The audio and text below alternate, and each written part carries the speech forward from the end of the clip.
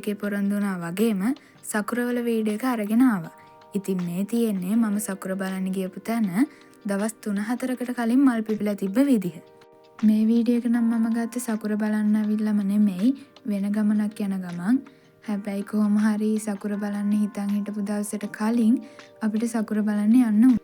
මොකද කියනවා නම් අපි මේ සකුර බලන්න ගියපු දවසේ වෙදර් එකේ කියලා තිබ්බා පහුවදා හොඳටම වහිනවා කියලා. වැස්සොත් මල්වල පෙති වැටෙනවනේ. ඉතින් ඒ හින්දා මමයි මල්ලි ගිහිල්ලා සකුරවල වීඩියෝස් ටිකක් අරගෙන ආවා. මල් වැටුනොත් ඔයාලට පෙන්වන්න මට වීඩියෝ එකක් අරන් එන්න වෙන්නේ නැහනේ. ඉතින් හදිස්සියෙම කිසිම ප්ලෑන් එකක් නැතුව තමයි මම මේ වීඩියෝස් ටික කරගත්තේ. ඒ වුණාට මං හිතනවා ඔයාලා මගේ වීඩියෝ එකට කැමති වෙයි කියලා. මම හිතුවා නිකම්ම මල් බලද්දි පොඩ්ඩක් කම්මැලි හින්දා මම සකුර ගැන අලුතෙන් දැනගත්ත විස්තර ටිකක් ඔයාලත් එක්ක බෙදා ගන්නවා කියලා. මේ සකුර ගස් අපි නිකම්ම ලස්සන මල් ගස් විදිහට දැක්කට මේක ජපානයේ ප්‍රධාන සංකේතයක්. අතීතයේ ඉඳන්ම මේ සකුරත් එක්ක ජපන් සංස්කෘතියට, ජපන් කලාවට, ජපන් සම්ප්‍රදායට ලොකු සම්බන්ධයක් තියෙනවා. ඒ වගේම වසන්තයේ පැමිණීමත් නියෝජනය කරනවා. සකුරවල ප්‍රභේදයන් 200කටත් වඩා හොයාගෙන තියනවලු. සොමෙයි යොෂිනෝ, යමසකුරා, ශිදරෙ සකුරා කියන්නේ ඒ වගේ ප්‍රභේදයන් කීපයක්. මෙතනදී ඔයාලට පේනවා ඇතිනේ අපි වීඩියෝ එක කරගන්න ගියපු දවසෙත් හරියටම මල් පිපිලා තිබ්බේ නැහැ. ඒ වුණාට මම මේක ගැන දුක් වෙන්නේ නැහැ. මොකද වෙදර් එකේ කිව්වා වගේම පහුවදා හොඳටම වැස්සා. වහිනවා කියන්නේ ඉතින් මේ මල් ඔක්කොම බිමට වැටෙනවා.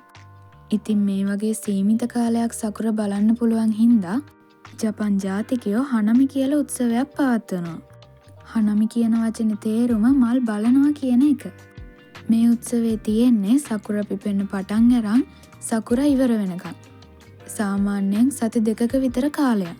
තවත් දෙයක් තමයි මේ සකුර කියන නම ජපානයේ ගැහැණු ළමයින්ගේ නම් විදිහටත් භාවිතා කරනවා.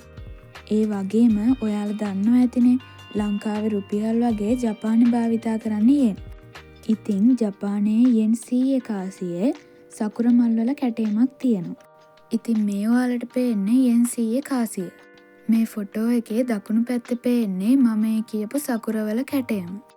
එතකොට ඔයාලට තේරෙනවා ඇතිනේ ජපානයේ සකුරවල තියෙන වැදගත්කම.